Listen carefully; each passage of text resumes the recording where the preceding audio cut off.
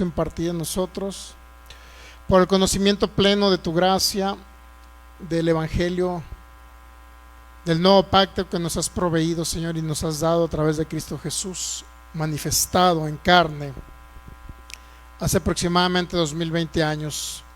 Y te damos gracias, Señor, porque cada día nos llevas de victoria, de triunfo en triunfo y de victoria en victoria, Señor, en el nombre de Jesús.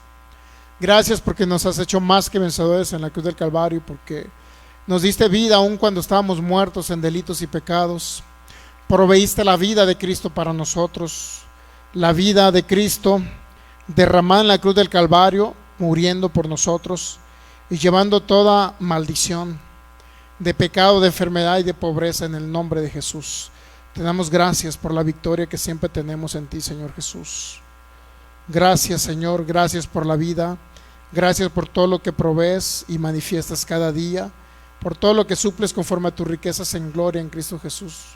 Te damos gracias, Señor, y hoy declaramos la sabiduría de Dios, se abren el entendimiento en el nombre de Jesús, se abren los oídos espirituales, vendas son quitadas en el nombre de Jesús, toda venda de religiosidad, en el nombre de Jesús la desarraigamos en este día, la quitamos. El espíritu de sabiduría y de revelación abundantemente en cada creyente y cada oyente que nos va a ver en este tiempo y en otro tiempo, a lo mejor de manera diferida, Señor, lo declaramos en el nombre de Jesús. Y te damos gracias porque nos has iluminado con el conocimiento pleno tuyo, maravilloso Jesús. Gracias, Espíritu Santo, porque eres tú el que repartes a cada uno, el que nos enseñas en el nombre de Jesús y glorificas a Cristo Jesús en cada uno de nosotros. Te damos gracias, gracias, Señor, porque podemos vivir esa vida plena que has predestinado desde antes de la fundación del mundo para cada uno de nosotros en el nombre de Jesús. Gracias por la salud de nuestros cuerpos, gracias porque suples todo, Señor, alimento, vestido, bebida, casa, Señor. Te damos gracias, gracias, gracias por esta vida maravillosa que podemos vivir y habitar en esta tierra. Y mientras estemos en esta tierra te exaltaremos y glorificaremos tu nombre, que es sobre todo nombre, en el nombre de Jesús. Amén. Ok, pues continuamos con el tema que se llama la Cena del Señor bajo la gracia. El tema creo que ya son 4, 5, 6 sesiones, algo así. Esta es la sexta sesión de la Cena del Señor bajo la gracia. O sea, tomar la Cena del Señor bajo la gracia o la Cena del Señor bajo la gracia. Para ello vamos a la primera carta a los Corintios, capítulo 11, del 23 al 26, que es nuestro texto base, pero también vamos a dar la más cordial bienvenida a cada persona que nos ve a través de estos medios de comunicación, de Facebook, nuestras páginas, Fe y Poder Guadalajara, la congregación, así como Palabra, Fe y Gracia Jalisco. Le damos la más cordial bienvenida. Cada persona que nos va a ver las distintas ciudades, estados de la República Mexicana, así como también de los países de Sudamérica, Centroamérica, Estados Unidos, Norteamérica y del continente europeo, España y cualquier otro continente donde nos vayan a ver, cualquier otro país de habla hispana también, ok, a través de nuestras páginas de Facebook o también a través de la página de YouTube, que es Fe y Poder Guadalajara. También estamos subiendo las enseñanzas de manera diferida y están cada una de las series que hemos dado, donde usted pueda ser edificado y pueda aprender y conocer aún más acerca de Jesucristo, que es la idea principal. La idea principal es que Cristo sea formado en cada uno de nosotros, y por eso estamos acá congregados para escuchar la palabra del Señor. Ok, pues cada uno de los que están aquí, bienvenidos. Y vamos a la primera carta a los Corintios, capítulo 11, versículo 23, por favor. No sé si lo tenemos ya en pantalla ahí. ¿Listos? Comenzamos. Dice así la palabra del Señor en el nombre de Jesús. Pablo, externando las instrucciones que recibió del Señor Jesucristo, dice: porque yo recibí del Señor lo que también os he enseñado, que el Señor Jesús, la noche que fue entregado, tomó pan, y habiendo dado gracias, lo partió y dijo: tomad, comed, esto es mi cuerpo, que por vosotros es partido, haced esto en memoria de mí. Asimismo, todas las veces tomó también la copa después de haber cenado, diciendo: esta copa es el nuevo pacto en mi sangre, haced esto todas las veces que la bebieres en memoria de mí. Así pues, todas las veces que comes este pan y bebes esta copa, la muerte del Señor anuncian hasta que Él venga. Muy bien, pues estamos viendo algunas características importantes acerca de la cena del Señor. Una de las cosas importantes que dijo el apóstol Pablo, que es el versículo 27, 28. Bueno, vamos a leer un poquito hasta el versículo 30, por favor. Dice Pablo, en el contexto de la historia que nos está narrando, dice: de manera que cualquiera que comiera este pan o bebiera esta copa del Señor indignamente será culpado del cuerpo y la sangre del Señor. Bueno, ¿qué significa ser culpado? ¿Qué significa beber indignamente? Bueno, tiene sus parte del conocimiento que debemos de tener nosotros. ¿Qué fue lo que pasó con el cuerpo del Cordero? Uno, y cuál es el cuerpo de Cristo el día de hoy. Es importante esas dos partes. O sea, comer y beber indignamente dice que hay una culpa, pero no es Dios inculpando al hombre, no es Dios culpando al hombre diciendo, bueno, si la comes y bebes indignamente, porque si tú eres indigno, entonces te voy a culpar y te voy a castigar y te voy a enjuiciar. No es así. Más bien, de lo que nos habla principalmente, ser culpados del cuerpo y de la sangre del Señor no es más que el tener desconocimiento o ignorar lo que sucedió con el sacrificio del Señor Jesucristo. Entonces, de esa manera se es indigno, pero no es Dios culpando al hombre, pues, para que usted me entienda. El 28, ahorita lo vamos a ver un poquito más. El 28 dice: pruébese cada uno a sí mismo, y una vez que se pruebe a sí mismo, ¿qué cree? Entonces sí, coma del pan y beba de la copa. ¿Qué significa probarnos a nosotros mismos? Muchos esa frase la han entendido como que necesito examinarme a ver cómo estoy espiritualmente hablando. Es decir, si siento que en el transcurso del día, de hoy o de aquí al domingo que vamos a tomar después del servicio el domingo, si yo me siento que cometí un pecado, que pensé mal, que eché una mentira, no sé, que engañé a alguien, etcétera, entonces muchos dicen que nos tenemos que examinar de esa manera, pero no es el contexto de lo que Pablo nos habla. ¿De qué manera nos tenemos que examinar a nosotros mismos o probar a nosotros mismos? Porque es la palabra 1 Corintios 11:28, nos habla de probarnos a nosotros mismos. Pues, ¿qué significa literalmente probarnos a nosotros mismos? No es más que examinar qué tanto conocimiento tenemos para poder celebrar la cena del Señor, porque la cena del Señor es un acto de fe. Siempre lo he dicho, es algo de examinemos si estamos realmente en la fe que es en Cristo Jesús. En otras palabras, necesito tener un conocimiento. La fe viene por el oír y tener un entendimiento de un conocimiento acerca de Jesucristo. Por eso viene la fe. O la fe podemos decir que se activa, o la fe podemos utilizar de una manera correcta si tenemos la información revelada acerca de Jesucristo, ¿ok? Entonces, ¿qué pasaría si yo celebro la cena del Señor combinando los pactos? Por ejemplo, digo, bueno, creo que Jesucristo murió por mí y que a través de su gracia maravillosa Él me justificó, me perdonó, quitó mis pecados, me dio vida eterna, pero también yo tengo que añadirle mis obras, mis buenas obras, para poder ganarme el favor de Dios o ganarme la justicia o la justificación de Dios. Entonces ahí yo estoy mezclando y no estoy examinándome si realmente conozco lo que pasó con el Cordero. Estoy examinándome yo, si yo estoy mal o estoy bien. Pero el contexto aquí de examinarnos nosotros no es saber si estamos bien o estamos mal nosotros, sino saber qué tanto conocimiento tenemos de lo que pasó con el Cordero de Dios. ¿Me entienden? Entonces dice examinarse cada uno a sí mismo, literalmente. Esa parte probarse significa examinarnos, ¿ok? El 29, porque el que come y bebe indignamente, ¿qué es lo que pasa? Comer y beber indignamente. ¿Qué significa la palabra indigno? Indigno significa no poder discernir, no poder entender, no poder tener una comprensión plena de qué. Dice, discernir el cuerpo del Señor. O sea, literalmente el ser indigno significa que no conoce lo que Jesucristo hizo por él. Si no tiene el conocimiento de lo que Jesucristo hizo con él, entonces sucederá lo siguiente que viene ahí, mire. El que come y bebe indignamente. Indignamente significa sin discernir, sin entender, sin examinar, sin comprender el cuerpo de quién, del Señor. Básicamente esa es la palabra clave para saber si soy digno, si usted es digno o si es indigno. ¿Me entiende? Sin discernir, examinar o entender. Y luego dice el apóstol Pablo, juicio come y bebe para sí. No es Dios enjuiciando al hombre. ¿Qué significa juicio come y bebe para sí? Bueno, aquí viene el resultado, versículo 30.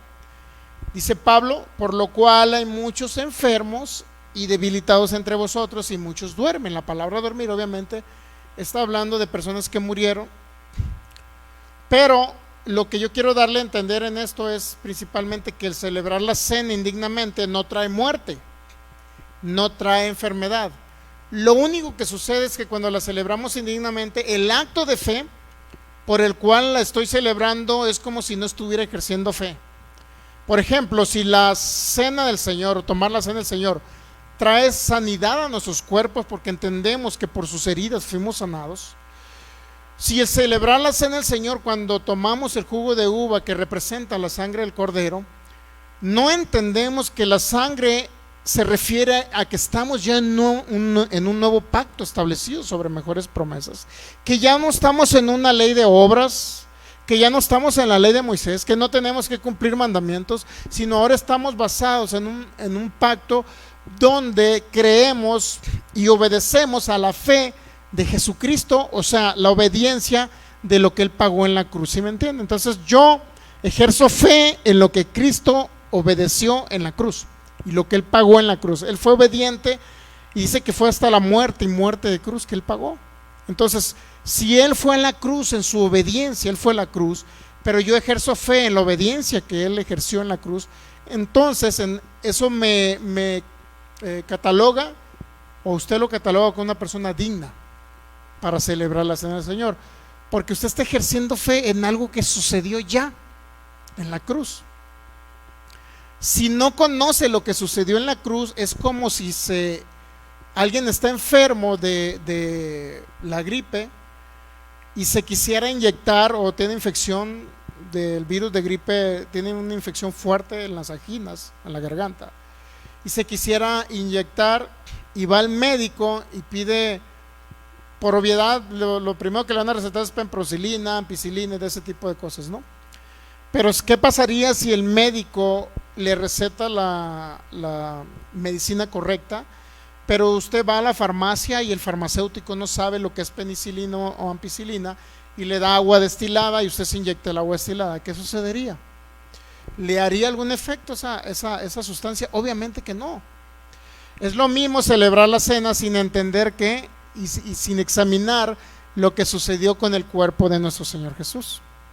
Si no entendemos el sacrificio del Señor Jesús, muchas personas, inclusive usted va a ciertas religiones donde van los domingos y ellos, ¿qué es lo que primero que hacen o de requisito le ponen para celebrar la cena del Señor?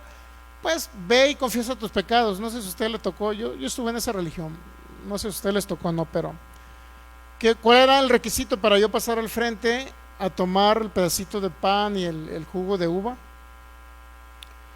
Pues tenía que ir antes con el encargado de ahí y confesar todos mis pecados de la semana, de los 15 días o del mes que tenía yo sin tomar la cena, ¿ok? Pero ¿qué pasaría si de los 50 pecados que cometí, porque es en palabra, en obra o en omisión? Sí, significa lo que es pecado de omisión. Por ejemplo, poder hacer algo bueno y no haberlo hecho. Póngase a pensar todos los pecados de un mes. Si usted por ejemplo era de los que iba cada mes, o cada mes tomaba la cena del Señor, pero ¿qué pasa si era de los que tenía 6 meses? ¿Usted cree que se iba a acordar en 6 meses de todos los pecados que había cometido? Por obviedad, mínimamente se le iba a pasar uno. Entonces ya no iba a ser digno según el concepto de esa religión. Usted ya no iba a ser digno para celebrar la cena del Señor. ¿Por qué? Porque ellos se basan a las obras cuántas obras buenas usted hizo para poder celebrar la cena del Señor. Pero si hizo obras malas, pues confiese las obras malas. Y una vez que ya confiese las obras malas y pague, porque tiene que, bueno, no con dinero, pues tiene que pagar con algo. Porque ¿cuántos saben que le ponen un castigo? ¿Sí se acuerda, ¿verdad? Que le ponen un castigo? No sé cuántos de estos y cuántos lo otro, pero le ponen un castigo. Y una vez que usted pague el castigo, ya puede celebrar la cena del Señor. ¿Estamos de acuerdo? Pero ¿qué pasa si se le olvida un pecadín de que tenía 15 días sin ir o 15 días sin tomarla y se le olvidó? La gente dice, entonces la tomé la cena, pero era indigno y me siento culpable por haberla tomado. ¿Y sabes lo que trae como consecuencia esa culpabilidad? Trae como consecuencia enfermedad, muerte, y como dice el apóstol Pablo, muchos de ellos, mire, dice el 29, perdón, el 30, hay muchos enfermos y debilitados, y muchos han muerto. ¿Por qué razón? Porque no disciernen, no entienden, no estudian, no examinan lo que pasó con el cuerpo del Señor. Lo más importante es ¿qué pasó en la cruz? ¿Hasta dónde llegó mi cordero en su sacrificio? Si no lo entendemos, sería como, nuevamente como le digo, que en efecto se ponga la inyección, pero que haya sido, en lugar de penicilina, haya sido agua destilada. Es lo mismo. ¿De qué le serviría? De nada. Celebrar la cena del Señor, introducir el pedacito de pan cocido por mi boca y luego el juguito de uva, no tendría ningún efecto, porque no habría ningún acto de fe. ¿En qué? ¿Fe en qué? ¿Fe en lo bien que me porté? ¿O fe en la obra perfecta de Cristo en la cruz? ¿Se ha dado cuenta de la gran diferencia? Yo no tengo que tener fe en lo bueno que me porté, y si me porté mal, confesar mis pecados. O sea, no se trata de mí, no se trata de usted, se trata de lo que Cristo hizo en la cruz. Si usted entiende lo que Cristo hizo en la cruz, entonces es una persona totalmente digna para celebrarla. ¿Por qué? Porque está ejerciendo fe en algo que ya sucedió hace 2020 años en la cruz. Y mire, siempre Cristo o el apóstol Pablo hizo referencia que nos tenemos que basar, si éramos dignos o no, nos tenemos que basar en lo que Cristo hizo, porque mire, el 26, así pues todas las veces que comas este pan y ves esta copa de la muerte del Señor, anuncian. ¿Qué es lo que estamos anunciando cuando tomamos la cena? ¿Cuántos pecados cometí o cuánto bien me porté o cuántos pecados confesé? No, estamos anunciando la muerte. Y luego, si leo un poquito más atrás, el 24, habiendo dado gracia, lo partió, tomad, como esto es mi cuerpo que por vosotros es partido. Y luego, nuevamente, tenemos que hacer memoria de Él. Hagan memoria de mí, dijo Cristo. No hagan memoria de cuántos pecados cometieron. Porque, ¿sabe que eso se nos decía? Haz memoria, a ver cuántos pecados. Acuérdate, van 50. A ver, Anastasio, van 50. Alguno que se te haya olvidado. Porque, ¿qué cree? Se te olvidó uno y pues ya no puedes tomar la cena del Señor. ¿Y qué cree? A todos se nos olvidaba, mínimamente uno. A todos se nos olvidaba. ¿A poco decían todo? ¿Ustedes decían todo? La verdad, ¿decían todo? ¿O se quedaba algún pecadín ahí ocultito? No decíamos todo, ¿para qué? A veces como hipócritas íbamos, ¿no? Decía, sí, le dije todo. Y todavía te dice toda la esposa, ¿no? El esposo. ¿Estás seguro que le dijiste todo al cura? Ya dije quién, ¿verdad? ¿Estás seguro que le dijiste al sacerdote todo? No lo decíamos todo. ¿Y sabe por qué no lo decía? ¿Sabe por qué no lo decíamos? Por vergüenza decirlo. Digo, no sé, a lo mejor usted era perfecto y hasta una aureola tenía aquí arriba que usted confesaba todo. Pero no todo lo hacíamos. Y a veces caíamos en hipocresía. Pero bueno, celebrar la cena del Señor no tiene nada que ver con confesar pecados, ni nada que ver con... O sea, no estoy diciendo que la gente se porte mal, pues. Lo único que estoy diciendo es que si se porta mal no tiene por qué confesar pecados. Lo único que tiene que cambiar es la manera de pensar para que cambie la manera de actuar. ¿Ok? Pero eso no tiene nada que ver con celebrar la cena del Señor. Celebrar la cena del Señor es hacer memoria de Él. No es hacer memoria de mis pecados, hacer memoria de Él. ¿Qué es lo que Él pagó en la cruz? ¿Qué es lo que conquistó por mí? ¿A dónde me posicionó como hijo? Muy bien, entonces El 26 dice, así pues todo, perdón, nos quedamos en el 30. Por lo cual hay muchos enfermos y debilitados entre vosotros y muchos duermen. No debe ser ningún impedimento que usted celebre la cena del Señor en ningún momento dado. Al contrario, debe sentirse digno porque hay alguien que derramó la sangre por usted. Solamente tenga conocimiento del por qué lo hace. Inclusive, no sé si se han dado cuenta, los domingos que celebramos la cena del Señor, yo le digo, vea a Cristo, cierre sus ojos y vea a Cristo en la cruz, traspasado por esos clavos. Vea lo que ahí, a través de esas heridas, usted ya fue sanado. Él llevó sus enfermedades en sus heridas. Entonces, cuando usted ve a Cristo en la cruz, usted está haciendo memoria de Él, porque entiende el sacrificio de Cristo en la cruz. ¿Para qué murió? De otra manera no tendría ni un efecto celebrar la cena del Señor, porque dice hay muchos muertos. ¿Cuántos saben que mucha gente que va todos los domingos y es fiel en tomarse la cena del Señor todos los domingos? Pero ¿cuántos saben que muchos de ellos están enfermos? O sea, no tiene un efecto la cena, porque no les explican de qué se trata la cena del Señor. Y es lo que vamos a explicar el día de hoy. Para ello vamos a remitirlos a Éxodo 12, que fue no la primera, porque la primera fue, antes de Éxodo 12 fue Abraham. En Génesis 14 fue la primera celebración que hubo. Si no es que la primera, posiblemente haya habido antes otras celebraciones, pero la Biblia no lo registra. ¿Cuándo pudo haber habido una celebración? Bueno, cuando Noé salieron del diluvio, y luego dice que hizo un altar, hicieron un pacto, o Dios hizo pacto nuevamente con ellos, ¿ok? Pudo haber habido alguna celebración de la cena del Señor cuando Abel llevó a presentar un corderito ante el Señor. Recuerda que él ofreció un cordero, él ofreció corderos de lo mejor, de lo primero. Entonces pudo haber habido un simbolismo de la cena del Señor, pero el primero que se registra así literalmente, el pan y el vino, es en Génesis 14, en Abraham con Melquisedec. Es la primera vez así que literalmente se registra, ¿ok? Aquí es una segunda vez, ya cuando Israel sale de la tierra de Egipto y la celebran. Pero vamos a ver en Éxodo 12 cómo la celebraba el pueblo de Israel, que realmente es un simbolismo, es una sombra, un tipo de Cristo, todo lo que aquí representa. Éxodo 12 está antes incluso de la ley de Moisés, ¿sí sabe usted? Éxodo 12, ahí es donde dice que las familias iban a tomar un cordero por familia y lo iban a sacrificar. Iban a tomar un cordero y hasta el cuarto día lo iban a sacrificar. 3 días iba a ser examinado el cordero, que ya lo analizamos por qué, y representa los 3 años y medio que Cristo Jesús anduvo siendo examinado, principalmente por los fariseos, examinando el cordero, a ver, ¿cometió pecado Jesús o no cometió? Y siempre andaban detrás de él acechándolo para ver si había cometido alguna falla o una falta. Entonces, en Éxodo 12, versículo 8, dice que la manera en que iban a celebrar la cena, dice, y aquella noche comerán la carne del cordero, obviamente, que habían sacrificado, comerán la carne asada al fuego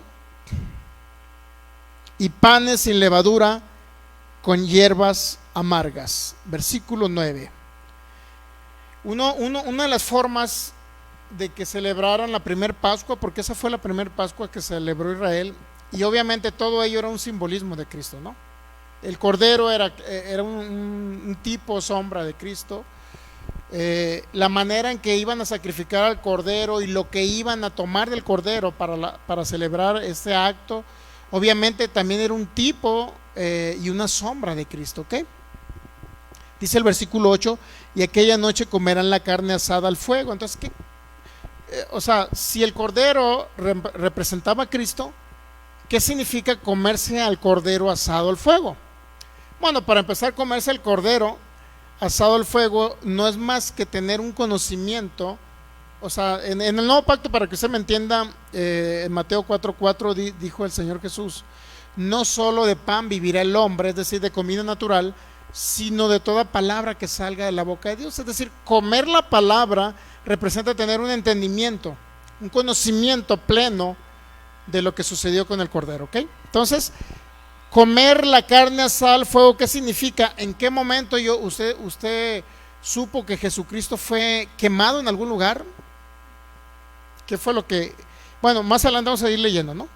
Versículo 9: ninguna cosa comerás de él cruda, ni cocida en agua, sino asada al fuego. Nuevamente nos habla que no nada más iba a ser la carne asada al fuego, sino su cabeza con sus pies y sus entrañas. ¿Qué representa su cabeza con sus pies y sus entrañas? O sea, todo el cordero tenía que ser asado. Y lo que quedara del cordero, ¿qué cree? La parte interna, los intestinos y toda esa parte interna del cuerpo de ese corderito tenía que ser quemado hasta que quedara ceniza. En otras palabras, iba a desaparecer totalmente el cordero. De esa manera celebraron la primer Pascua. Dice el versículo 10: ninguna cosa dejaréis de él hasta la mañana. Lo que quedare hasta la mañana lo quemaréis en el fuego. Es decir, literalmente iba a ser consumido todo el cordero. ¿En qué iba a ser consumido? En fuego. ¿De qué manera yo puedo ver esto como un tipo de Cristo? Cristo consumido en qué fuego. Yo te necesito saber, usted necesita saber qué es lo que sucedió después de la cruz. ¿Por qué 3 días y 3 noches en el corazón de la tierra? ¿Habría alguna necesidad de ir al corazón de la tierra? Bueno, muchos dicen que ir al corazón de la tierra, Cristo bajó 3 días y 3 noches a las partes más profundas de la tierra, dice Efesios capítulo 4, creo que es el versículo 7, 8. Entonces, si Cristo bajó en las partes más bajas, ¿pero a qué fue y por qué 3 días? ¿Nunca se ha preguntado usted? ¿Por qué él estuvo 3 días y 3 noches en el corazón de la tierra? Bueno, entonces vamos a ver dónde nuestro Cordero Jesús, que es nuestro Cordero, lo demás era un simbolismo, lo demás eran sombras, tipos, pero ahora en Cristo se hizo una realidad, que el Cordero tenía que ser quemado. La idea es ¿dónde fue quemado? Bueno, en primer lugar vamos a ver que descendió Cristo Jesús a las partes más bajas de la tierra. Mateo capítulo 12, por favor, versículo 40.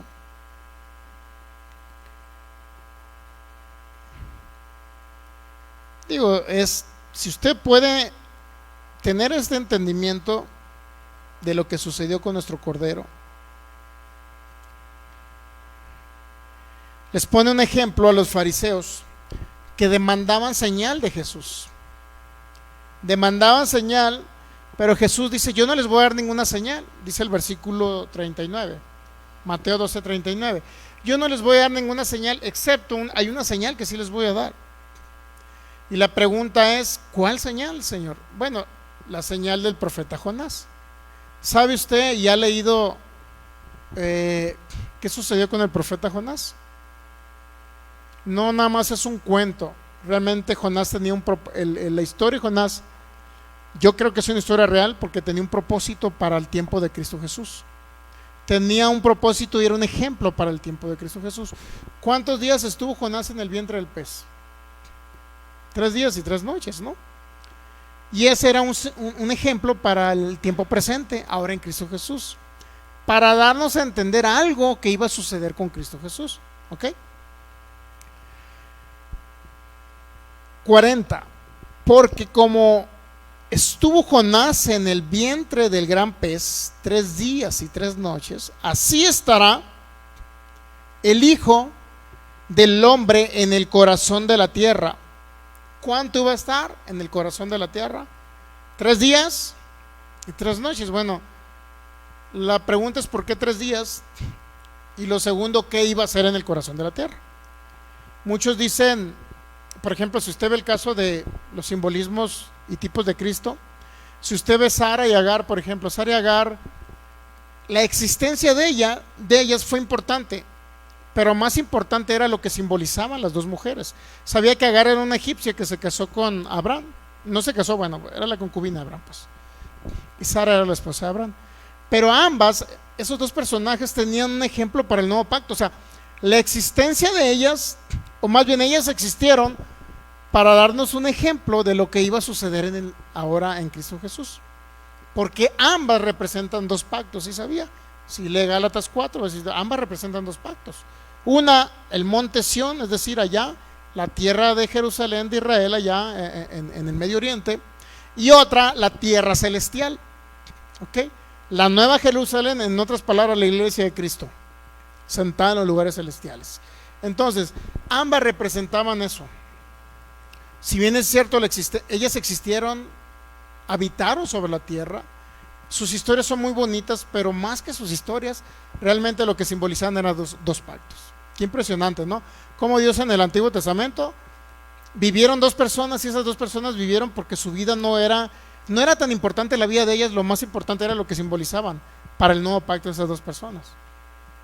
Muchas personas aún se quedan en lo que dice el antiguo pacto. Por ejemplo, Sara, pues qué bonito Sara, que que fue una mujer de fe, que ya aún a su edad avanzada, cuando ya nadie podía tener bebés, esa mujer salió embarazada, fue un gran ejemplo de fe. O sea, es bueno todo eso, pero lo más importante es que Sara representaba el nuevo pacto, la Jerusalén celestial, la iglesia de Cristo. Eso representaba. No era importante su vida, sí, pero era más importante lo que representaba en el nuevo pacto. ¿Estamos entendiendo eso? Igual con los corderos, lo mismo. Era importante el sacrificio de animales, sí, porque se expiaba el pecado del pueblo de Israel en esa época. Se cubría el pecado. Había perdón de pecados a través del sacrificio de animalitos, ¿sí sabía? El detalle es que esos animalitos no era tan importante el perdón de pecados. Lo más importante era que representaban a Jesucristo esos animalitos. Entonces tenemos que ver bajo la lupa o el espejo del nuevo pacto, tenemos que ver todo lo que el antiguo pacto venía a simbolizar, todo lo que representaba el antiguo pacto. ¿Ok? Muy bien. Entonces, ¿qué representaba entonces Jonás, que estuvo 3 días y 3 noches en el pez? Jesús dijo, porque como estuvo Jonás en el vientre del pez 3 días y 3 noches, así estará. ¿Quién? Él se denominó como el Hijo del Hombre. No se refería a nadie más, sino a él mismo. Así estará el Hijo del Hombre en el corazón de la tierra. ¿Cuánto? 3 días y 3 noches. Ahora, entender por qué 3 días y 3 noches. Muchos dicen, bueno, Jesús fue y predicó a los espíritus encarcelados. Pero si creemos que Jesús fue y predicó a los espíritus encarcelados, había 2 tipos de espíritus encarcelados. ¿Sí sabía? 2 tipos. Los que estaban en el Seol, hebreo la palabra Sheol, o los que estaban bueno, ya en la época del Señor Jesús estaba algo que se llamaba el seno de Abraham. Había 2 lugares de encarcelamiento, uno de sufrimiento y el otro como un paraíso temporal mientras no viniera Cristo a la tierra. Eso lo registra, creo que en Lucas capítulo 16 nos registra eso. ¿Ok? Dice, entonces Jonás, ¿qué representaba 3 días y 3 noches en la panza de una ballena? Muchos predican, hasta los niños les dicen, mira, Jonás estuvo 3 días y 3 noches en el vientre del pez. Pero bueno, realmente Jonás, tanto Jonás como ese pez gigante, no es más que el simbolismo de lo que Cristo iba a pasar con Jesucristo ahora en el nuevo pacto. ¿Ok? Muy bien. Otro texto bíblico más, por favor, en Efesios 4, 8, 9 y 10. Lo que estamos viendo principalmente es que Jesús, el Señor, estuvo después de la cruz del Calvario en un lugar y era en el corazón de la tierra. Efesios 4:8 dice el apóstol Pablo, si lee el 7 se va a dar cuenta, pero a cada uno de nosotros nos es dada la gracia conforme a la medida del regalo o del don de Cristo, es decir, se refiere a Cristo. Y el versículo 8 se refiere a Cristo también, por lo cual dice, subiendo a lo alto llevó cautiva la cautividad y dio dones a los hombres. ¿Quién subió a lo alto y traspasó los cielos? ¿Quién fue el que resucitó? Y en Hechos capítulo 1 sus discípulos vieron que descendió al cielo, porque sabía que había 500 testigos de la resurrección de Cristo Jesús. Sí sabía que hubo 500, aparte de la resurrección de la tumba, cuando Él resucitó entre los muertos, nuevamente sale en un cuerpo transformado, en un cuerpo inmortal, pero también lo ven ir en las nubes. 500 discípulos de Jesús hubo de testigos. ¿Qué tan importante era ese acontecimiento? Que ahorita en la fecha, el pueblo de Israel, a los israelitas se les dice que Cristo fue un mito en algunos casos, y otros dicen que fue un profeta nada más, y otros dicen que fue un falso profeta porque fue nacido de un centurión romano que básicamente tuvo relaciones con la Virgen María, etcétera. Entonces hay muchos cuentos judíos para desvirtuar tanto la muerte como la resurrección del Señor Jesús. ¿Sí sabía usted? Hubo 500 testigos aproximadamente en Hechos capítulo 1. Ok, entonces, subiendo a lo alto, ¿quién fue el que subió a lo alto? Pues Cristo Jesús, ¿no? Llevó cautiva la cautividad y dio dones a los hombres. ¿Qué significa que llevó cautiva la cautividad? Bueno, ahorita lo vamos a ver en otra traducción. Versículo 9. ¿Y eso que subió? ¿Qué significa? ¿Eso que resucitó? ¿Qué significa? ¿Qué es? Sino que también había descendido ¿a dónde? Primero, antes de resucitar había descendido ¿a dónde? A las partes más bajas. ¿De dónde? De la tierra. Entonces Cristo estuvo en las partes más bajas de la tierra. No estamos hablando de 3 metros bajo tierra, sino las partes más bajas significa el corazón de la tierra, como dice Mateo 12:40. Entonces yo, para celebrar la cena del Señor y poder que sea eficaz ese acto de fe, porque es un acto de fe, para que sea eficaz, para que yo o usted reciba sanidad en su cuerpo, para que usted sea saciado larga vida, celebrar la cena del Señor no es más que hacer memoria. Hagan memoria de mí, dice Cristo Jesús. Entonces, ¿de qué tiene que hacer memoria? Bueno, que Cristo también, después de que murió en la cruz, también descendió a las partes más bajas de la tierra. ¿Estamos de acuerdo? Inclusive en el credo de cierta religión hablan de que sí descendió a los infiernos. No sé si usted ha escuchado esa parte, pero sí descendió Cristo Jesús, porque la Biblia no lo registra, pues no estamos inventando nada ni nada. Si no lo había escuchado usted nunca antes, no significa que no sea verdad por no haberlo escuchado. ¿Cuántos saben eso? Si no me lo habían contado antes, era porque se desconocía. Ahora, ¿por qué fue a las partes más bajas? ¿Cuál era el objetivo? Pues ahorita lo vamos a ver. Ok, entonces, versículo 10. El que descendió, ¿a dónde? A las partes más bajas. Es el mismo que también subió por encima de todos los cielos. Y dice, para llenarlo todo. ¿Qué significa llenarlo todo? Que fue un sacrificio perfecto y completo. Ya no hay más sacrificios. Es el único cordero. Y ya lo llenó todo. ¿En qué sentido? ¿En qué sentido lo llenó todo? Que ya no hay ningún requerimiento para los seres humanos para poder entrar al cielo. No existe ningún requerimiento de parte de Dios que diga, a ver,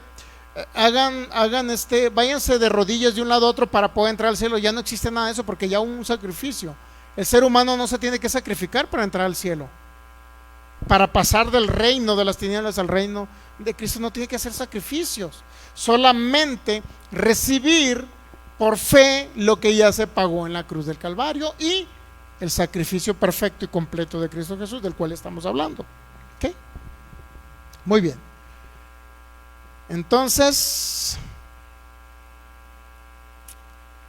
dice el 10, el que descendió es el mismo que también subió por encima de todos los cielos, para llenarlo todo, absolutamente todo. Él subió. Si descendió es porque subió.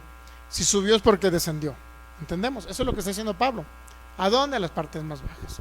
Entonces ya tenemos 2 evidencias. Mateo 12:40, aquí tenemos una segunda evidencia. Pero vamos ahora también a Lucas 12:50, que es un texto muy bueno también, para entender que Jesucristo fue bautizado. Y la palabra bautismo en la Biblia no es más que sumersión, ser sumergido. Eso significa la palabra bautismo, ¿ok? Entonces en Lucas 12:50 también nos da otro destello, o le dio a sus discípulos otro destello Jesús de lo que iba a suceder exactamente en ese bautismo. Lucas 12:50 dice Jesús: de un bautismo tengo que ser bautizado. El único problema es qué iba a suceder en ese bautismo. Si usted va a Lucas capítulo 12, contextualmente hablando, de acuerdo a al tiempo Cronos, en Lucas 12:50, Jesús ya había sido bautizado en el Jordán por Juan el Bautista. Pero había un segundo bautismo del cual él nos estaba hablando. El problema es que ese bautismo, ¿qué cree? Dice Jesús que le causaba angustia. ¿Cómo me angustio hasta que se cumpla? O sea, ¿cuál era la angustia de Jesús? Bautizarse en agua, digo, ¿alguien podrá angustiarse por bautizarse en agua? Yo creo que no.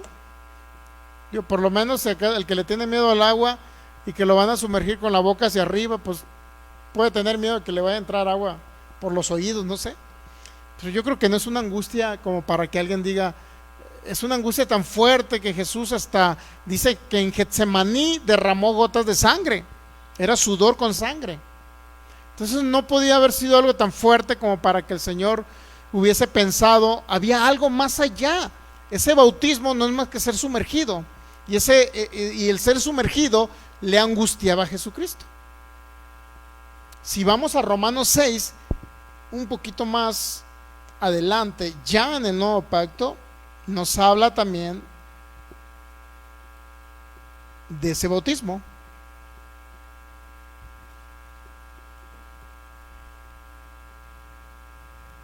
Dice en el versículo 3 en adelante, Romanos 6:3: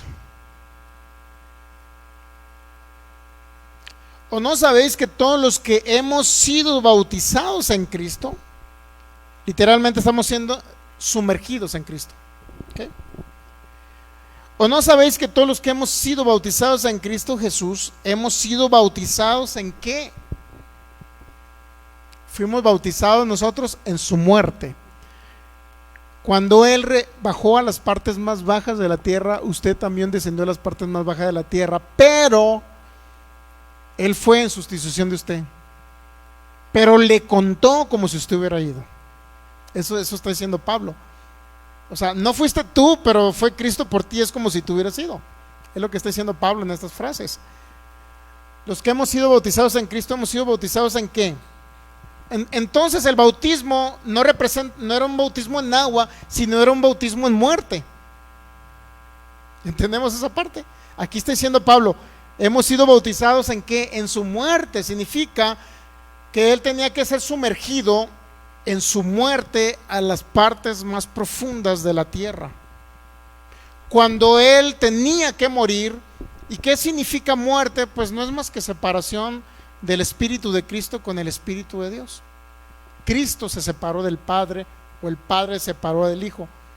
Cuando en la cruz del Calvario dijo, Dios mío, ¿por qué me has desamparado?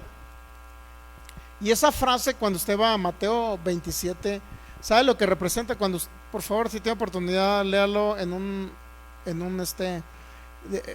una traducción interlineal del griego al español. Puede leer Westcott y Hort, Nestle Aland, Tischendorf, hay varios, donde usted lee el texto en español y luego traen un número de referencia y lo remite a un diccionario Strong o Vine, y ahí dice literalmente en esos interlineales dice que Cristo no dijo ¿por qué me has desamparado?, sino lo que dice es Cristo dijo ¿por qué me has dejado abajo? Literalmente eso significa en el griego. No significa que Dios desamparó al Hijo, sino va aún más allá, que Cristo está exclamando, Señor, ¿por qué me has dejado abajo? Es decir, ¿por qué has permitido que descienda a las partes más bajas de la tierra? Eso es lo que Cristo estaba diciendo. Entonces, ¿por qué el Padre desamparó al Hijo? ¿Por qué dejó que el Hijo descendiera a las partes más bajas de la tierra? Léalo, si tiene oportunidad, si no, o me cree o lo estudia. Son dos cosas, ¿no? O me cree o lo estudia. Si no me cree, estúdielo y vaya a esos interlineales y vas a encontrar donde Jesús dijo en Mateo 27, ¿por qué me has desamparado? ¿Por qué me has dejado abajo? Eso viene en esos diccionarios, ¿ok? Muy bien. Versículo 4, Romanos 6:4, porque somos sepultados juntamente con Él para muerte por el bautismo. Somos sepultados con Él para muerte por el bautismo, a fin de que como Cristo resucitó de los muertos por la gloria del Padre, así también nosotros andemos en vida nueva. ¿Qué significa? Que si Cristo llevó mis pecados a lo más profundo del mar, significa que yo también ahí ahora soy muerto al pecado. Eso está diciendo, hablando Pablo. ¿Okay? Y luego dice el 6, sabiendo que nuestro viejo hombre fue crucificado juntamente con él para que el cuerpo del pecado sea destruido a fin de que no sirvamos más al pecado. Y sigue hablando una serie de cosas. Y en el versículo 8 dice, y si morimos con Cristo, creemos que también viviremos con Él. Es decir, está hablando una serie de cosas, pero todo va relacionado al bautismo. ¿Fuimos sumergidos con Cristo? Sí. ¿Cuándo? En su muerte. No fuimos sumergidos cuando Él fue sumergido en el Jordán. Fuimos sumergidos cuando Él fue en su muerte. Cuando Él descendió en su muerte. ¿Entendemos esa parte? Muy bien. Para ello lo voy a llevar a Hechos 2:24, donde el domingo vamos a continuar con el tema de profecías cumplidas de Cristo, para llevarlo a algo tan importante y usted puede entender realmente la importancia que tiene usted como hijo de Dios, y para que vea que ya en Cristo no hay genealogías, no hay razas, no hay un pueblo de Israel, ya no existe un pueblo elegido de Dios. Bueno, sí existe un pueblo elegido de Dios, pero ya no es Israel. Para que usted pueda entender toda esa parte de lo que la Biblia registra, ¿ok? Y todo lo vamos a analizar en su contexto y poderle darle una referencia general desde el Génesis, desde el principio, antes del principio, y llevarlo a que entienda lo importante que es usted para Cristo. Ok, entonces vamos a Hechos. ¿Quién habló acerca de los padecimientos? Bueno, los profetas. Antes de Hechos capítulo 2, vamos a la primera carta de Pedro, capítulo 1, versículo 10, por favor. Acuérdese que cuando usted está estudiando acerca de lo que Pablo dice, ¿qué significa dignamente celebrar la cena? Bueno, dignamente que usted examine el cuerpo del Cordero, el cuerpo del Señor. ¿Recuerda que eso dice? Si usted examina correctamente el cuerpo del Señor, entonces ¿qué cree que va a pasar? Si no lo examina correctamente el cuerpo del Señor, entonces usted va a tomar la cena indignamente. Indignamente significa que no entiende por qué lo hace, es todo. Y si no entiende por qué lo hace, ¿qué sentido tendría echarme una galleta y un pedazo y un jugo de uva? Bueno, le serviría para agarrar una caloría y el jugo de uva para que agarre un poquito más de azúcar en la sangre, pero de ahí en fuera no tiene ningún efecto. Pero si realmente entiende por qué lo está haciendo, entonces ¿qué cree? Hay saciedad de larga vida sobre la tierra, sanidad para nuestros cuerpos, incluyendo también una vida plena en Cristo Jesús. Y cuando hablo de plena es en todas las áreas de su vida, porque en Él, dice Colosenses, en Él estamos completos. Pero celebrar la cena del Señor para mí, mire, celebrar la cena del Señor para mí es recordar un pacto, el pacto más importante de Dios, que es el pacto eterno en Cristo Jesús. Uno, si usted recuerda y hace memoria del pacto eterno en Cristo Jesús, entonces todos los beneficios del pacto que se hizo en Cristo Jesús van a venir a manifestación a sus vidas. Si no, definitivamente no. Por eso usted va a encontrar muchas religiones aún dentro del cristianismo evangélico. Bueno, ¿y por qué cierta persona murió? ¿Y por qué los hermanos están muriendo? Pero si son cristianos, hijos de Dios, si tienen el poder de Dios para echar fuera demonios y enfermedades, ¿por qué mueren? Aún predicadores que oran por enfermos y sanan a los enfermos a través del poder del Espíritu Santo están muriendo. Entonces el poder no pudo sanarlos. ¿O qué pasó? No es que el poder no haya podido sanarlos, porque el poder de Dios va correlacionado con el conocimiento del Evangelio. ¿Entendemos? El poder de Dios va correlacionado con el conocimiento del Evangelio. Y el Evangelio es el nuevo pacto. ¿Okay? Va a encontrar personas que dicen, bueno, y fulano predicador si oró por cientos, como digo, la hermana Catherine Kuhlman, no sé si alguien conozca. Miles de personas sanaron en Estados Unidos en las carpas. Cientos y miles de personas. Milagros extraordinarios.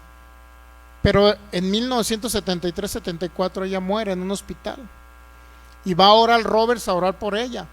Y luego te preguntas, bueno, si ese poder que actúa en ella para sanar a otros, pero ¿por qué en ella no actuó? Bueno, porque hubo algo que ella no aplicó en su vida, y eso fue la fe en Cristo Jesús. Si usted investiga la historia, Oral Roberts fue y le dijo: estamos a tiempo todavía de poder ministrarte y tú recibas la sanidad de tu cuerpo. Y ella dijo no, en otras palabras se rindió: ya me quiero ir con el Señor. Entonces siempre hay una explicación del por qué. Uno es la falta de conocimiento principalmente, inclusive hermanos en Cristo que no entienden en el pacto que viven. Sabía que hay regularmente los hijos de Dios que yo conozco que son hijos de Dios, estamos hablando de un cristianismo evangélico, ¿no? Pentecostal, bautista, metodista, luterano, etcétera. Pero si estamos hablando de los hijos de Dios, en ese rubro de grupo de personas que reciben a Cristo como Señor y Salvador, que básicamente tienen la Biblia como una norma principal de aprendizaje y de conducta, pero te has dado cuenta entonces por qué a este no le funcionó y por qué al otro no le funcionó y por qué aquel se murió y por qué este está enfermo y por qué el otro no funciona. Porque entonces esos porqués no podemos concluir en que es que Dios se los quiso llevar. No es así. No es Dios queriéndose llevar a sus hijos antes de tiempo. Es porque hubo un desconocimiento acerca del pacto en que ellos están operando. ¿Sí sabe usted? Porque si no, cada pacto, ¿sabía usted que tiene sus códigos y sus leyes para que usted opere en esos códigos y esas leyes?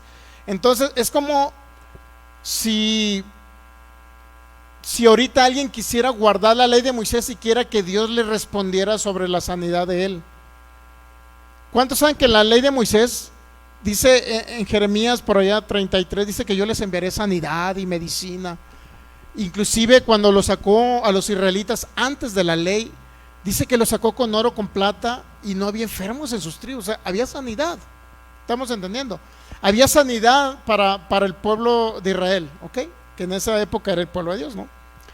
Entonces, si había manifestación de sanidad en esa época, entonces llegó la ley de Moisés en Éxodo 19:20, y muchos dicen, bueno, es que como Dios proveyó sanidad, ahora al cumplir la ley de Moisés, yo creo que Dios también me va a cumplir en poder sanarme a mí también cuando estoy enfermo. El problema es que Dios no está obligado a sanar a nadie que no esté en el pacto correcto en que está operando en ese tiempo. ¿Cómo cree que sanaban los israelitas en la época de la ley? Guardando mandamientos. No, era porque se sacrificaba un cordero cada año para expiar el pecado y cubrir el pecado del pueblo de Israel y perdonar porque era un sistema de perdón de pecados, sabía, anual, que hacía Dios y había proveído Dios para un pueblo que no podía cumplir una ley. Entonces Dios proveyó, sí, sanidad, sí. Usted ve a un hombre llamado Naamán que vivió más o menos en esa época y que también sanó, que se fue a un río, se bañó y no sé qué, y recibió sanidad. O sea, había sanidad, había manifestación del poder de Dios. Pero ¿qué cree? Yo no puedo, y nadie que estamos viviendo en el nuevo pacto puede basarse en un pacto donde Dios ya no está operando y Dios no está en obligación de operar en ese pacto. O sea, en otras palabras, yo no puedo decir, Dios, voy a cumplir los 10 mandamientos, Señor, pero sáname a mi hijo. Señor, me voy a portar bien y voy a hacer buenas obras, pero sáname a mi hijo.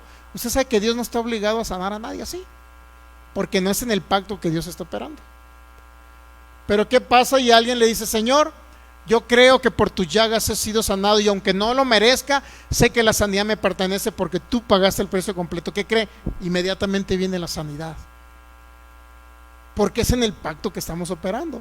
Pero si alguien dice, Señor, te prometo que me voy a portar bien y voy a hacer buenas obras, voy a darle alimento a la gente, cuando vea a un niño huérfano le voy a dar alimento, a los niños de la calle, a las personas de allá les voy a llevar cobija en diciembre, a las personas que están, no está mal que haga esas obras, no está mal, pero no las haga para recibir un beneficio de parte de Dios, porque esas son obras. No son obras para ser justo, ni son obras para recibir algo que ya le proveyó Dios en la cruz del Calvario. En otras palabras, no tiene que hacer nada para recibir sanidad. solamente ejercer la fe que ya se le dio. Es todo. Y recibir algo que ya se me dio. Fe es recibir lo que ya se me dio, o manifestar lo que ya se me dio. Es la única manera en que Dios va a operar. Y Dios opera ahorita en un nuevo pacto, ya no opera en un antiguo pacto. O sea, desafortunadamente hay personas inclusive que han dicho: voy a ayunar 10 días para recibir sanidad. Si sabía, dentro del pueblo evangélico todavía hay gente que ayuna para sanar. O voy a ayunar, Señor, para que me concedas esta petición. O voy a ayunar, Señor, 15 días para que sanes a mi hijo. Sabía que todavía existe eso. Dios no está en obligación. Fíjese, es un Dios misericordioso, lo entendemos, pero Dios no está en obligación de sanar a nadie por el hecho de que otro ser humano se sacrifique dejando de comer alimentos para sanar a otro. Dios no lo va a hacer, porque no está en el pacto correcto esa persona operando. Está como si había una, le voy a poner un ejemplo. Había una ley hace 5, 6, 7 años que se llamaba, yo que soy contador, pues se llama la ley del IETU. El mentado IETU fue un dolor de cabeza para todos los contadores, porque o pagabas IETU o pagabas ISR. El ISR es el impuesto sobre la renta, y no significa que usted tenga rentas por lo cual deba pagar impuestos, sino la renta significa la ganancia. La renta es el beneficio. ¿Ok? Entonces, había un impuesto que se llama el IETU. Hace 6, 7 años, algo así, ya desapareció. Duró, creo, en un año en vigencia, pero el siguiente año lo quitaron porque era improcedente, pues. Era inaplicable, era algo que no funcionaba para México. ¿Okay? Ahora póngase a pensar, si pasó hace 7 años, por ejemplo, estamos hablando de ¿qué? Del 2013, 2012, si no es que en el 2010, 8, 7 por ahí está el IETU. 2010, vamos a ponerle. Está el IETU.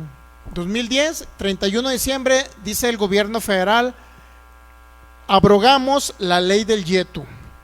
Ya las empresas de México no van a pagar el IETU, solamente van a pagar el impuesto sobre la renta, el ISR, que es muy, muy conocido en muchos países, ¿no? En todos los países se paga sobre las ganancias de las empresas y de las personas que tienen ingresos. ¿Okay? Entonces, ahora van a pagar, ya no va a pagar IETU. 2011 se canceló el IETU. Está como si alguien o una empresa dijera a su contador en el 2011, y el contador: no, es que ya no está ese impuesto. Y el empresario: no, yo lo quiero pagar.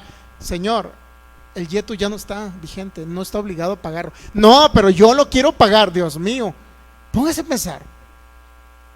Así de inútil son las discusiones de los que quieren guardar la ley y no entienden la gracia. Pero si ya te sanó Cristo en la cruz de Calvario, no, pero yo tengo que ayunar y tengo que portarme bien y tengo que hacer obras para que Dios me sane y sane a mi hijo. Pero si ya te sanó en la cruz, no, pero es que yo tengo que hacer obras para ganarme la sanidad. Pero es que si te la regaló, no, pero es que yo me la quiero ganar. Dios mío. Así de personas tan tercas en que quieren seguir o guardando la ley o combinando los pactos. No, es que yo tengo que hacer y yo tengo que hacer para que Dios haga. No entienden el pacto en el que están. Y por eso dice: ¿y por qué se murió el hermano Anastasio? ¿Y por qué se murió Filigonio? ¿Y por qué se murió Clodomiro, el hermano? Pues porque estaban mezclando pactos, no estaban en el pacto correcto. Por eso Dios no se vio obligado a haber manifestado el poder sanador, porque Él no está obligado si la gente no está operando en el pacto correcto. ¿Entendemos? Lo mismo, el gobierno federal no estaba obligado a cobrarle el impuesto a esa persona porque ya no estaba en operación esa ley. Ya estaba abrogada, se había quitado. Lo mismo. No hay ni un efecto legal de un beneficio que se quiera recibir por estar operando en una ley que ya no está vigente. Yo no le puedo decir: Señor, mira, te prometo que voy a congregarme todos los días, el séptimo día, voy a guardar el Shabbat, voy a estar reunido todo el sábado con mi familia y vamos a leer la ley y los profetas. Mira qué bonito, te vamos a cantar salmos en hebreo, Señor. Pero por favor, Señor, trae provisión para mi casa. No tenemos comida y estamos todos enfermos. ¿Y Dios qué cree que va a decir? Ay, hijo mío, yo no estoy obligado en suplirte absolutamente nada, porque ese pacto para mí ya no existe. ¿Sabe que para Dios ya no existe ese pacto? ¿Sabe que para Dios ya no existe el denominado pueblo especial, el pueblo de Dios Israel? ¿Sabía que ya no existe? ¿Sabía que para Dios Israel es un pueblo pagano ahorita, en el nuevo pacto? Bueno, pero esa información la vamos a ver los domingos. Muy bien. Lo que yo lo quiero llevar en consideración, si sabía que es un pueblo pagano, investíguelo en el nuevo pacto y se va a dar cuenta que ahora Israel es enemigo de la cruz. Eso dice la Biblia. Y enemigo significa que ahora es un pueblo pagano. Cuando nosotros éramos enemigos, dice Efesios 2, que Él nos rescató de ese mundo de tinieblas, envió a Cristo Jesús para que de ambos pueblos hacer un solo y nuevo hombre, una sola y nueva creación en Cristo Jesús. Y esos son los que ahorita están en pacto con Dios. Pero Israel en otras palabras, Dios no está obligado a salvar a Israel si no es a través de Cristo Jesús. Y eso te lo habla Pablo. Es bien claro Pablo al decirte eso. Y si no entendemos esas son cosas básicas que debemos de entender nosotros. Si no lo entendemos, mi hermano, está mezclando pactos todavía. Y es fuerte, imagínense, tan fuerte fue el impacto para Israel que en 3 días literalmente le cambiaron todo el esquema. Cuando era el pueblo de Dios, muere Cristo en la cruz, desciende a los infiernos y al tercer día resucita, y en 3 días ya tienen otro pacto. Póngase a pensar el impacto. Pero si nosotros somos el pueblo de Dios, no. Pablo le dice: usted ya no son el pueblo de Dios, porque judíos y gentiles de ambos pueblos hizo uno en Cristo Jesús. Lea Efesios 2. Y el que no está en Cristo Jesús es un pueblo pagano para con Dios. Dios lo ve como un pueblo pagano. Y si Israel no está en Cristo Jesús, los que viven allá es un pueblo pagano. Todo lo contrario a lo que se nos había enseñado en el cristianismo evangélico, pero basado en el nuevo pacto y basado en lo que la Biblia dice. Todo lo vamos a ver basado en la Biblia. Le di un adelanto de lo que estamos viendo los domingos. ¿Qué relación tiene con la cena del Señor? Relación en el sentido de que no mezclemos los pactos. Entonces dice 1 Pedro 1:10, los profetas que profetizaron, ya la tenemos, 1 Pedro 1:10 y 11, por favor. Los profetas que profetizaron de la gracia. La gracia destinada ¿a quién? A los que vivimos en este pacto, ¿ok?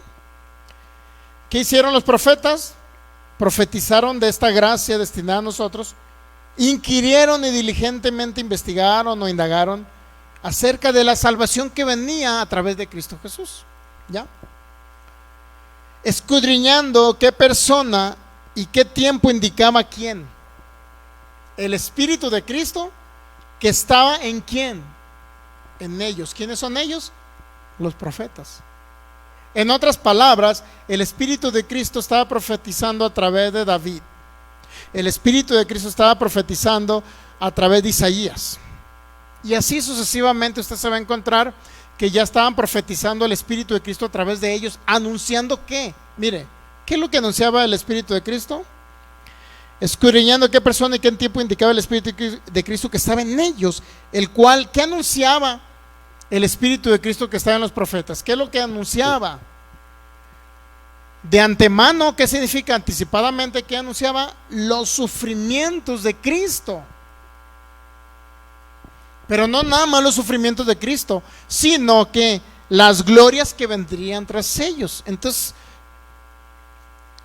en otras palabras, en Ageo, no sé si es el capítulo 2, dice que la gloria postrera será mayor que la primera. ¿Ha escuchado usted eso? La gloria postrera será mayor que la primera. Antes, Ageo 2:9, antes Dios habitaba fuera del ser humano. Ahora Dios habita donde cree. ¿Dónde cree que habita Cristo? En cada creyente. Ya no es un Dios externo, es un Dios interno habitando Dios en medio, dentro de cada creyente, en su cuerpo. Cristo habita en su cuerpo, que somos nosotros. Entonces dice el Espíritu de Cristo que estaba en ellos, que anunciaba anticipadamente, de antemano, los sufrimientos de Cristo. En otras palabras, los profetas que profetizaron anunciaban los padecimientos de Cristo. Y ahí nos tenemos que ir a analizar qué parte de los profetas. Ahora, Lucas 24, mire, no nada más eran los profetas, sino también eran los salmos y la ley de Moisés. Lucas 24, 44, por favor. Ya no vamos a alcanzar más tiempo, creo. Se va bien rápido el tiempo, se va volando. Dios mío, y cada vez nos vemos más jóvenes, ¿verdad? Rejuvenecemos como el águila. Por cierto, el pastor Samuel Martínez está en una serie de esa, que no porque tenga más años tiene que verse más viejo, sino que puede ir rejuveneciendo. No sé si alguien lo está viendo, alguien, el pastor Samuel Martínez. Creo que la hermana Giovanni le estaba viendo esa serie. Habla de rejuvenecimiento también, inclusive físicamente hablando. O sea que cuando salió, cuando la Biblia habla de Caleb, dice que tenía 80 años y era un hombre vigoroso de guerra. Ahora, ¿cómo están ahorita en la actualidad alguien de 80 años? Dios mío, todos quejumbrosos, reumáticos y aún dentro del pueblo cristiano, ¿eh? ¿Y qué le pasa, hermano? ¿Por qué anda todo rengueando por las riomas, hermano? Las riomas. Y dice que a los 80 años ese hombre estaba vigoroso y fuerte y todavía estaba listo para la guerra. De 80 años, mi hermano. No era un anciano. ¿Y qué cree? Vivieron bajo la ley de Moisés. ¿Cuánto más ahora que estamos en un pacto establecido sobre mejores promesas? Si tiene oportunidad, léalo, es el pastor Samuel Martínez, está en una serie, algo así. Póngale pastor Samuel Martínez en las redes sociales de Facebook. Ok, Lucas 24, 44. Cristo ya resucitado le habló a sus discípulos y les dijo esto. Miren, Lucas 24, 44, cuando se les presentó, cuando les aparece a sus discípulos, paz a vosotros, les dice. Inclusive les pide de comer. Le dieron un pez asado, dice el 42, y un panal de miel. Dios mío, ya resucitado y comiendo pan. No cabe duda que 3 días le dieron hambre, ¿no? Dice, y él tomó y comió delante de ellos, dice el 43, ¿qué comió? Un panal de miel. ¿Y qué más? Y un asado. Imagínense, un corderito asado.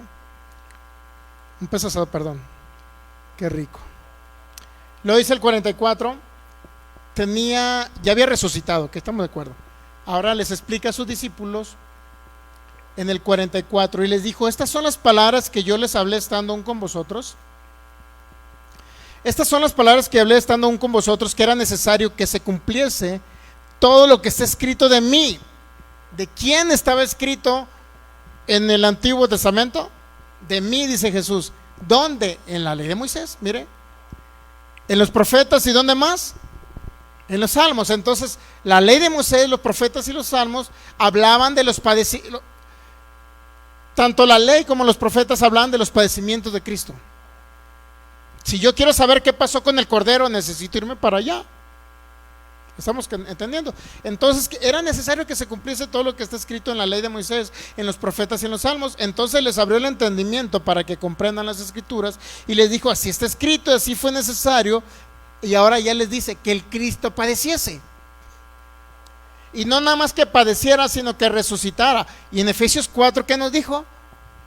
El apóstol Pablo, el que descendió a las partes más bajas de la tierra es el mismo que resucitó. Y aquí Cristo nos está diciendo que era necesario que él padeciera y resucitara a los muertos. Y Pablo ya nos explica del padecimiento completo de Cristo. ¿A dónde fue el padecimiento? No nada más fue en la cruz, sino fue la separación del Padre con el Hijo. Ahí comienza el sufrimiento, que yo le hablo un sufrimiento, si no igual que el de la cruz, por lo menos, si no mayor, digo, por lo menos igual que el de la cruz.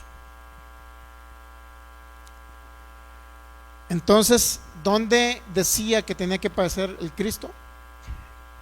En la ley de Moisés, en los profetas y en los salmos. Y hasta ahí lo dejamos hasta el próximo viernes, donde ya podamos ver un poquito más del padecimiento. Y cuando tenga oportunidad, por favor, lea Hechos capítulo 2, que ahí básicamente comenzaríamos.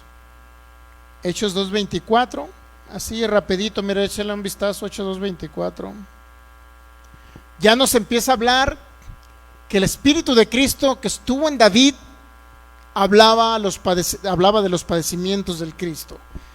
Dice Hechos 2:23, hablando el apóstol Pedro: a este entregado por el determinado consejo y anticipado conocimiento de Dios, prendieron y mataron por manos de inicuos, crucificándole. ¿Cuántos saben que está hablando de Cristo Jesús crucificado? Pero enseguida viene el otro padecimiento, al cual Dios levantó sueltos los dolores de la muerte, por cuanto era imposible que fuese retenido. ¿Por quién? Por la muerte. Lo que quiere decir que en su muerte él tuvo dolores. Y luego dice el 25, porque David dice de él, aquí está el Espíritu de Cristo profetizando por boca del profeta David. ¿Y qué fue lo que dijo por el profeta David? Mire, si sigue leyendo, dice, porque David dice de él. ¿Dónde dice de él? En los Salmos. ¿Qué dice de él? Veía al Señor siempre delante de mí, porque está a mi diestra, no seré conmovido, por lo cual mi corazón se alegró y se gozó mi lengua, y aún mi carne descansará en esperanza. Muchos dicen que los Salmos era David en sus sufrimientos, pero era más que nada Cristo hablando por el profeta David. Y aquí está lo más importante, mira, el 27. Ese es lo más importante, donde estaba el padecimiento de Cristo. Porque no dejarás mi alma, ¿dónde? ¿Sabes lo que es el Hades? El Hades es el corazón de la tierra, y ese lugar de sufrimiento. Había dos lugares de encarcelamiento: uno, el seno de Abraham, donde cuando Cristo resucita se lleva a esas huestes de cautivos, a esos espíritus cautivos que estaban en el seno de Abraham, se los lleva con él cuando resucita. Pero queda otra hueste o espíritus cautivos en el Seol o en el Hades. ¿Quiénes son? Aquellos que no eran, no creyeron en el Dios que les puso la ley de Moisés y sacrificios de animales que simbolizaban a Cristo. Porque no dejarás mi alma, ¿dónde? En el Hades, ni permitirás que tu santo vea corrupción. Obviamente está hablando del santo cuerpo de Jesús. No dejarás mi alma en el Hades. ¿Qué cree? Esa frase es una frase de sufrimiento. No es nada más decir, oh Padre, pues no vas a dejar mi alma en él. No, era una exclamación de Cristo en el corazón de la tierra. No dejarás mi alma en el corazón de la tierra. Era una exclamación de Cristo. ¿Ok? Entonces, ¿a dónde fue Cristo? Al Hades. ¿Dónde está el Hades? En el corazón de la tierra, las partes más bajas de la tierra. Y por obviedad, si estamos hablando del sufrimiento en la cruz, pero estamos hablando de que Cristo estaba sufriendo también en ese lugar cuando dice, no dejarás mi alma en el Hades. ¿Okay? Ahora la pregunta sería, ¿cómo voy a celebrar la cena? Asando el cordero al fuego, comiéndome la carne asada del cordero. ¿Cómo puedo celebrar la cena? Comiéndome la carne asada al fuego, la carne del cordero asada al fuego. Entonces, cuando yo entiendo, cuando mi entendimiento con la palabra de Dios me dice que mi cordero fue a las partes más bajas de la tierra, donde están las temperaturas más altas, en las partes más bajas de la tierra, tuvo que ir Cristo a sufrir por mí. Y eso significa que mi cordero fue quemado en un lugar, las partes más bajas de la tierra. Ahí fue mi cordero. Y eso simboliza el cordero que era quemado. No te comerás la carne cocida, sino asada al fuego. Entendiendo que mi cordero fue no asado en el fuego, pero sí fue en lugar de fuego. y de sufrimiento, el corazón de la tierra. Y hay muchos textos bíblicos que le puedo correlacionar desde el Antiguo Testamento. Inclusive en Levítico 16 dice que mandaban un cordero al desierto para que sufriera. Los corderos, Abraham sacrificó un cordero y ¿qué cree? Lo quemó en leña. ¿Y en qué momento simbolizaba a Cristo un cordero quemado en leña?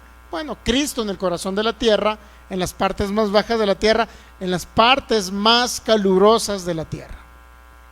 El corazón de la tierra. Vamos a ponernos de pie si tiene oportunidad y darle gracias al Señor. Y el domingo celebramos la cena del Señor con este conocimiento pleno. Y vamos a seguir hablando el próximo viernes aún más lo que dicen los salmos. Salmo 22 decía David: Dios mío, ¿por qué me has desamparado? No era David, era el Espíritu de Cristo por boca de David hablando los padecimientos de Cristo. Padre, te damos gracias. Gracias en este día, Señor, por el conocimiento pleno de que si celebramos la cena del Señor, la celebramos con un conocimiento y la tomamos totalmente siendo dignos, porque ahora hemos examinado, hemos conocido lo que pasó con el cuerpo del Señor, no nada más en la cruz, sino el cuerpo del Señor en esos lugares en el corazón de la tierra. Y cuando hablo del cuerpo del Señor, estamos entendiendo en el cuerpo espiritual de Cristo Jesús, o el Espíritu de Cristo, descendiendo a las partes más bajas de la tierra, como Jonás estuvo en el vientre del pez. Dice el Señor: así estará el Hijo del Hombre, así estaré yo en ese lugar. Te damos gracias porque tú proclamaste, estando en ese lugar: no dejarás, Dios mío, mi alma en el Hades, ni permitirás que tu santo vea corrupción. Y entendemos que en ese lugar no necesariamente, como dicen algunos, fuiste a predicar, porque tu palabra es bien clara, Señor. Fuiste a completar y llevar nuestras iniquidades, como dice Miqueas capítulo 7, a las profundidades del mar. Ahí trasladaste nuestros pecados y nuestras iniquidades. Lo creemos, Señor, en ese mismo sentir. Te damos gracias porque hay una completa correlación de toda la palabra de Dios, ese sufrimiento perfecto y completo de lo que tú pagaste. Y te damos gracias por ese entendimiento, Señor. Gracias porque ahora creo que somos dignos en celebrar la cena del Señor, porque tú nos hiciste dignos por tu sangre preciosa. Pero creemos que cuando la celebramos ahora ejercemos fe. Y dice tu palabra que es por fe para que sea por gracia, a fin de que toda promesa sea firme para nosotros que estamos en Cristo Jesús. Y así este acto sublime pueda traer a manifestación esta fe la larga vida sobre la tierra, Señor. Sanidad de nuestros cuerpos, bienes y riquezas y todos los beneficios del pacto que tú conquistaste y que nos fueron dados, Señor. Te damos gracias por ello, en el nombre de Jesús. Amén. Gracias, Jesús. Denle un fuerte aplauso a Jesucristo. Si tiene oportunidad, hágalo. Gracias, Señor. Nos tomamos la cena con carne asada al fuego, ese conocimiento pleno de lo que tú hiciste por nosotros, en el nombre de Jesús. Muy bien, pues nos despedimos de nuestros amigos que nos ven por internet. Y les recuerdo el domingo, nuestras enseñanzas a las 12 del mediodía, hora del centro de México, hora de Jalisco. Y al terminar el servicio los domingos, ejercemos fe, celebrando el acontecimiento de la cena del Señor, para que usted también la celebre juntamente con nosotros y pueda literalmente disfrutar de los beneficios del pacto en Cristo Jesús. Ok, si alguien no ha recibido a Cristo Jesús, haga una oración sencilla y dígale: Señor Jesús, te recibo en mi corazón, en mi vida, como mi Señor y mi único y suficiente Salvador y mi único Dios. Gracias por habitar en mi corazón y en mi vida. Gracias por pasarme de las tinieblas a tu luz admirable, Señor. Gracias, Jesús, por hacerme templo del Espíritu Santo, en el nombre de Jesús. Amén. Sea sano, sea libre. Y les recuerdo, Cristo les ama. La gracia y la paz de nuestro Señor Jesucristo les sean multiplicadas en el nombre del Señor Jesús. Amén.